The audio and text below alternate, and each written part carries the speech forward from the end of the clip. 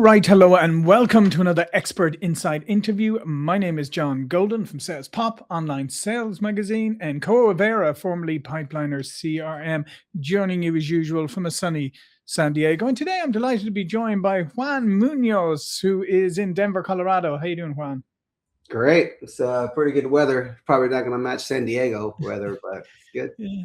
And Juan, you're a former NASA aerospace engineer who actually left behind a prestigious, secure career to become one of Colorado's rising real estate leaders.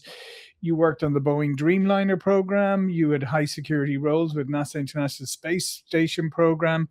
But originally, you were raised in Houston by a house cleaning mother, pipe fitting father, and you carried that blue collar work ethic and deep belief in hard work matters into what you did in the future. And that's what we want to talk about today is number one is achieving what you wanted to achieve and without self-limiting beliefs and that, but also then realizing ultimately what it is that you really wanted out of life.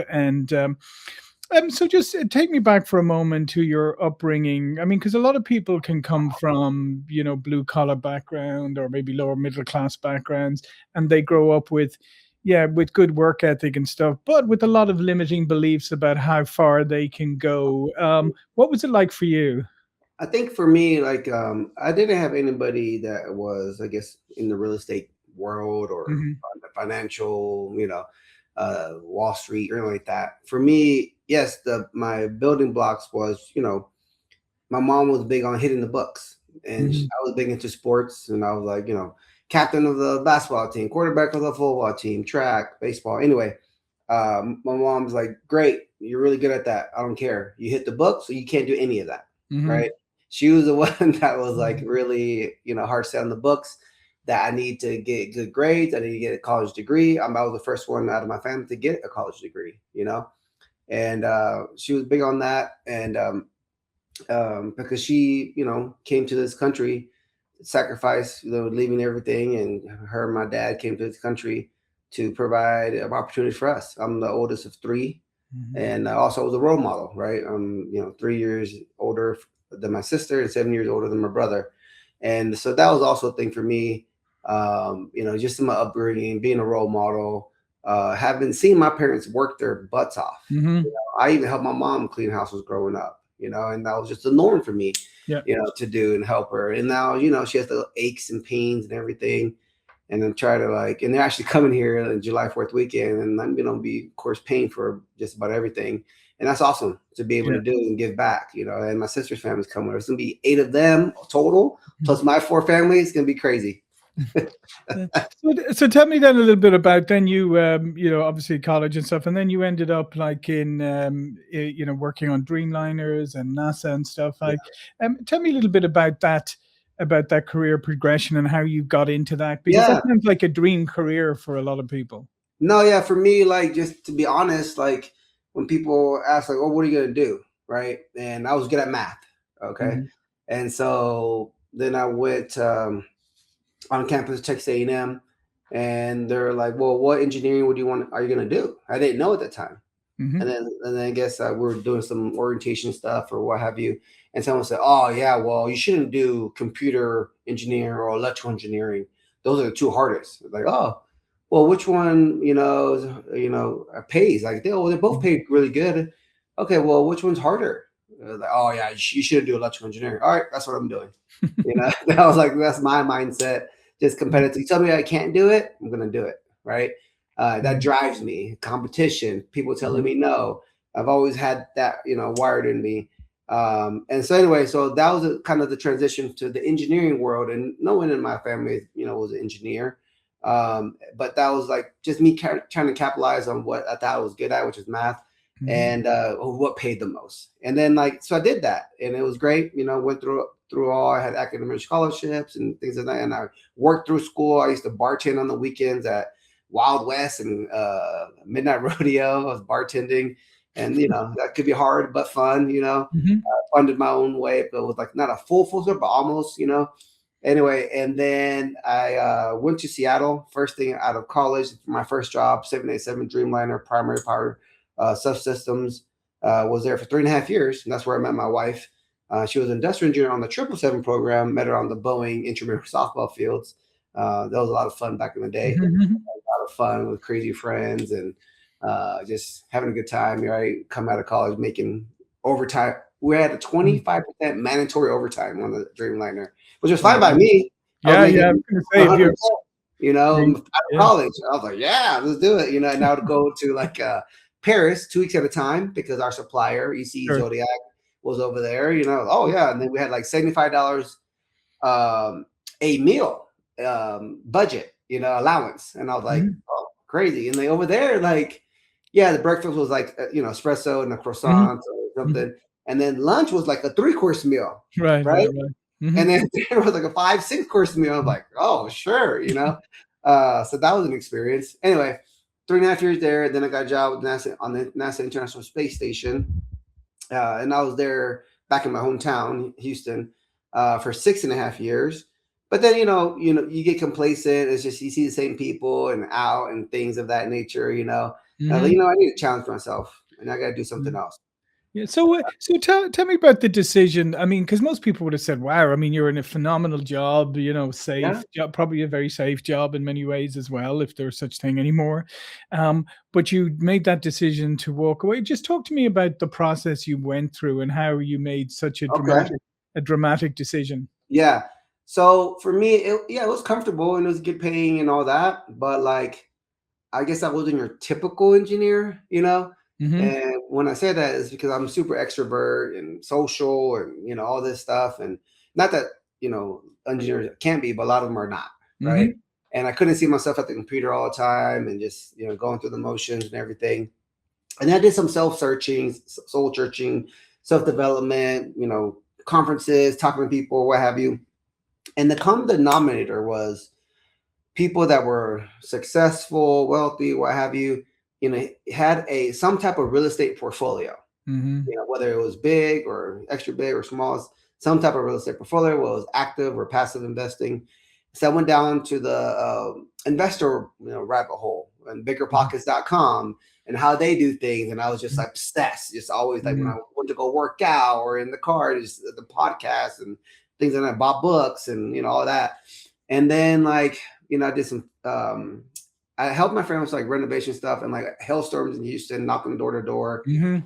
And I was good at that. And like I come to find out that, doing the Myers-Briggs, the Strength Finders test, the DISC personality, I'm a salesperson, right? A Right. people and communicator. And I wanted to capitalize on my strengths.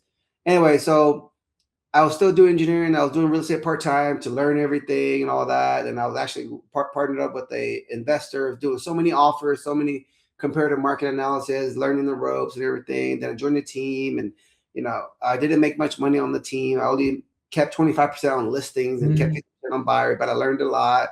Then I did my own thing. Then I created a team. Then went back to individual. Anyway, but the transition was I started to get busy, Mhm. having the real estate license on part time with engineering friends or neighbors or friends or Right. friends of friends. But I would share like the before and afters of my fixing flips, you know.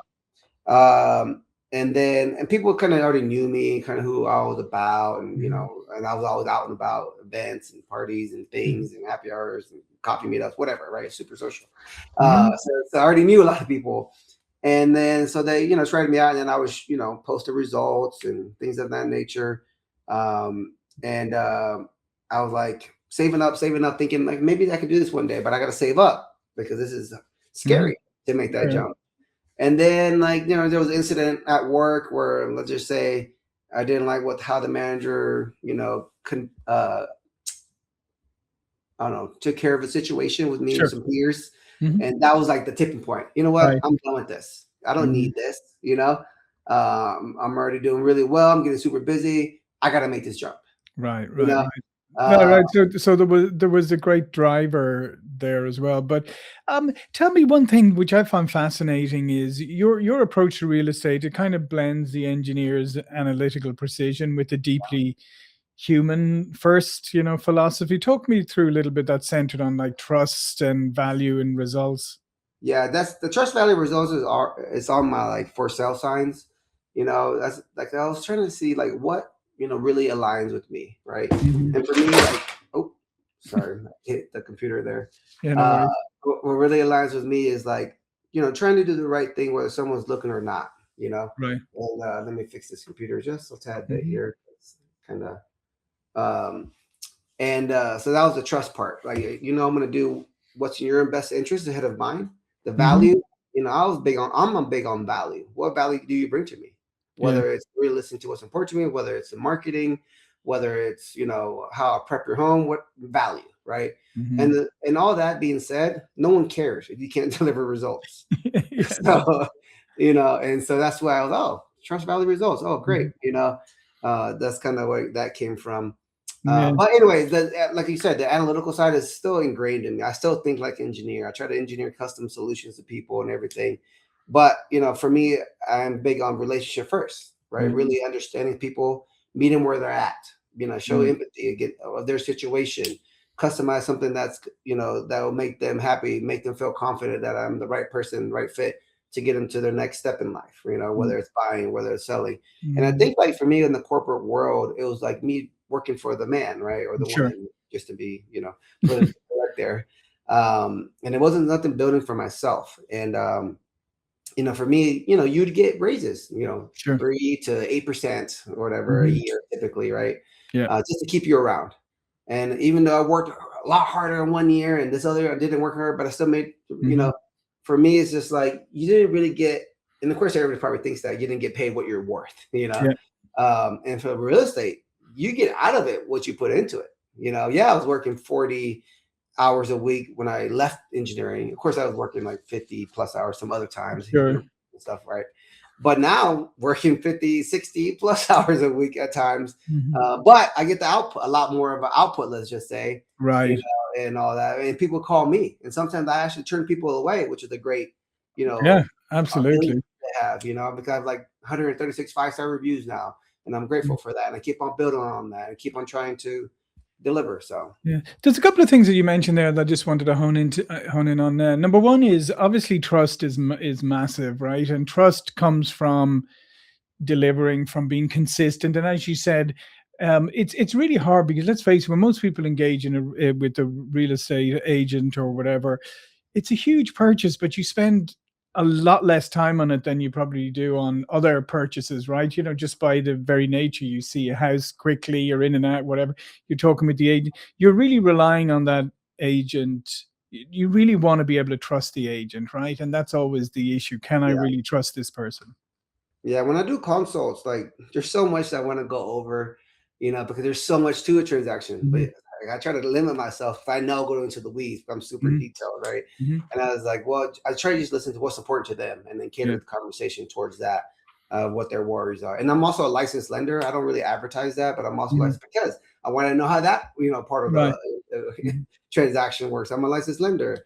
But it's one of those things that like I feel like I can really make an impact on people's personal situations as opposed to a corporate, Sierra Space or Sierra Nevada Sure. Corporation, NASA, where it's a big thing. And yes, I can make an impact, but it's on a very, very, very small. But actually, with the family or a young couple getting their first house, what have you, to see their smile on their face and it had like hugs and tears of some people of joy, that's like for me, that's awesome. And it might Mhm. sound cheesy, but like I still get that feeling. Like right now, I'm getting goosebumps thinking about certain situations, right? And for me, that's awesome. Yeah. And then obviously that leads to being able to build a business based on long-term relationships. Because let's face it, I mean, obviously, if you get somebody into a house, if you sell a house for somebody or you buy a house or you help somebody buy a house, Yeah. chances are they'll refer you, but also chances are they'll use you again. So, there's when you do it properly, your customers are great multipliers for you. No, yeah. Like even right now, just this morning and 2 days ago, these people that I helped sell their house, they had it with another agent that was a friend, and then they couldn't sell it. And then the first weekend, I was able to sell it. Mhm. And then 2 years later, they came back to me to now buy because they were Right. renting for a certain situation. And I don't, I should have a monthly newsletter, but I don't. And Mhm. but I do social media and things and events. But like they came back to me, right? Because they know how it made them feel on the sell side. So they trusted me now on the buy side, right? Mhm. So, anyways, I think people can really connect with you and align with you, and they'll remember how you made them feel, right? Yeah. And they'll Yeah. and they'll more than likely remember you when it comes to another time or their family or Mhm. friends. So And another thing you mentioned earlier is that, sometimes you turn away people. I think that's a really important part too, is that oftentimes, especially when somebody gets into a new business or whatever, or starts a business, they just think, I just need to grab every bit of business I can get, right? And often it's not the ideal fit for them. Right. And therefore you end up like either you're compromising, they are, and ultimately probably not a great experience for either party. Right. Just talk to me how important it is, when you're building your business, to recognize who is a good client for you and who isn't. Yeah, I mean, truth be told, at first I was thinking Right, of sure. just about everybody. So, I'm not gonna, Mhm. act like I Mhm. did it at first, and there was a couple that I didn't, even though I was like really hungry, and I'm still hungry, of course, but like compared to the first, I was really crawling for everything. Mhm. But the thing is, too, like it's like you can tell where it's gonna be some people that are gonna be super difficult.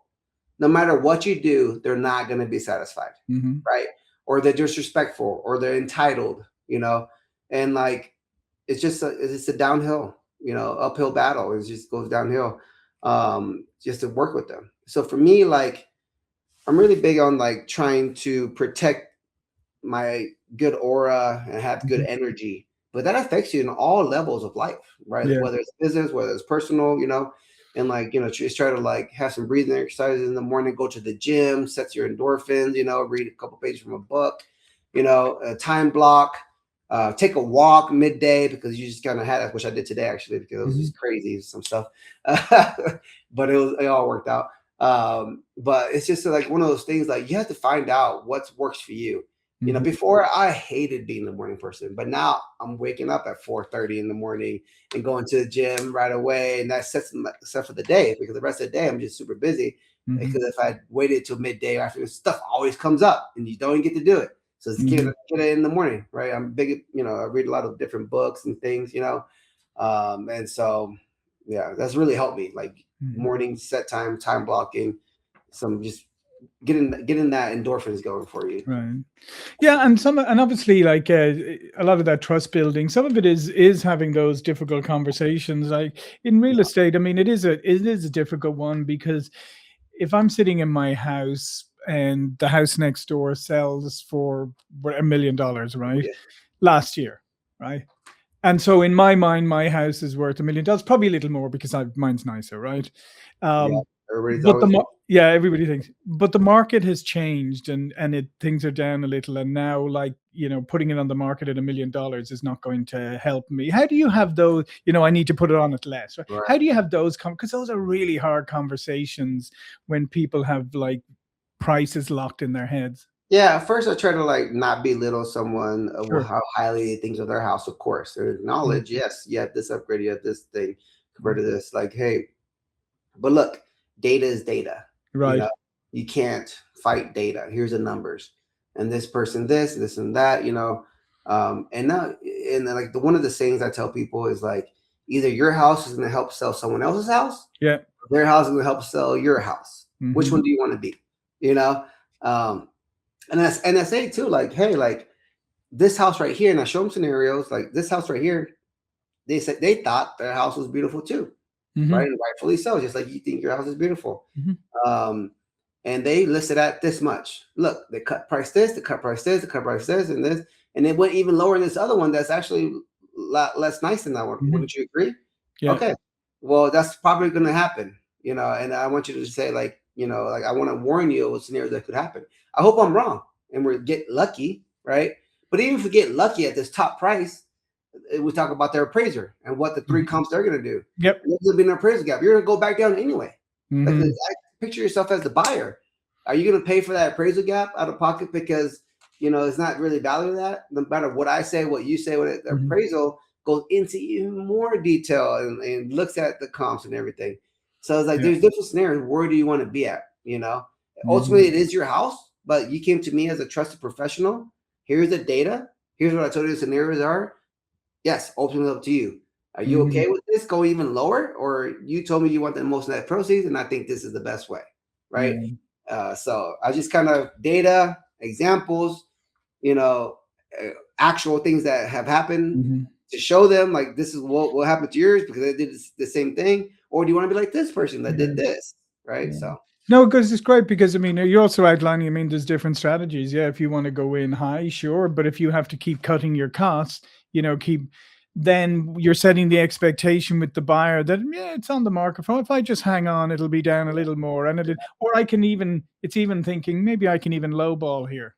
Yep, and you get that stigma, right? Oh, something Mm. must be wrong with this house, Yep, Uh, exactly, exactly. so Yeah. So one last question, Juan, is what advice would you give to somebody who maybe is in what on the outside appears like a fantastic career and they're at the top, but they're not feeling fulfilled or they're feeling like maybe they want to do something else? yeah, I think you do some soul searching, right? Of really what you really enjoy and like doing. What are your strengths of what Hmm. you're capable of, and do these personality tests or skills tests and everything on top of that. Because the thing is that you may love something, but if these skills tests and things really say that you're terrible at this, if you did go through them, maybe that you shouldn't. You can if you want, of course, right? And maybe learn that skill. Hmm. But I would say really identify what makes you happy, what makes you excited to be, get up in the morning. First and foremost, yourself, not satisfying what your wife or husband or Hmm. significant other says and your children, what what they expect of you. What makes you fulfilled and happy? Number two, I would say, of course, know your strengths, know your personality, and do all those tests on yourself and all that. And I'd say also number three, get your health right, get your mind right, because you get to get that stuff done to really have a clear head on what you're Hmm. actually determined for the rest of your life. Maybe you're going to do, and then go. And if you think and maybe you still don't know, career this or entrepreneurship this, well, go to that said person and say, hey, I'm Billy Bob, and this is my thoughts. I really thought this is why I think this, and I really admire you, and I want to be in your position one day, and then maybe okay, and then you have to probably do stuff for them, maybe for free or things, but the people Hmm. say of that high caliber are not going to just do it for free, but their Right. time is money. Hmm. And those people like have got to stuff because they've put in the work, but they don't Yeah. have time anymore, right? Hmm. And Yep. so you have to see what value can you add to them for them to actually take the time to guide you or give you some hints or what have you. So I would say really reach out to people or ask friends that maybe if you don't know of someone that you think they can connect you with. It's Yeah. easier that way for someone to say yes if it's their friend and they introduce you through a friend. And so I did a lot of that soul searching and started talking to people at webinars, conferences, podcasts.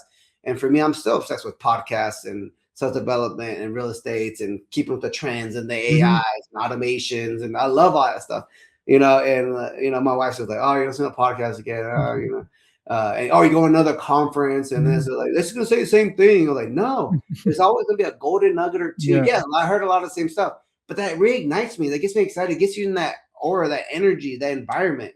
For me, I love that stuff. Yeah, So no, absolutely fantastic. And well, listen, thanks, Juan. All of Juan's information will be below this video. But before we go, please just remind people about what you do. yeah, so I'm a top producer, realtor here in the Denver, Colorado area. I'm also a licensed lender as well.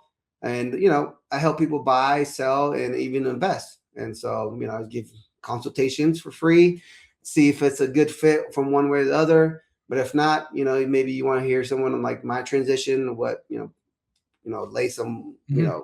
advice that you might want from me on what I thought. Yeah, I'll be open to hear and, listen to what you guys' thoughts are out there. Fantastic. Well, listen, thanks again, Juan. Thank you for watching and listening. And I'll see you all again very soon. Thank you.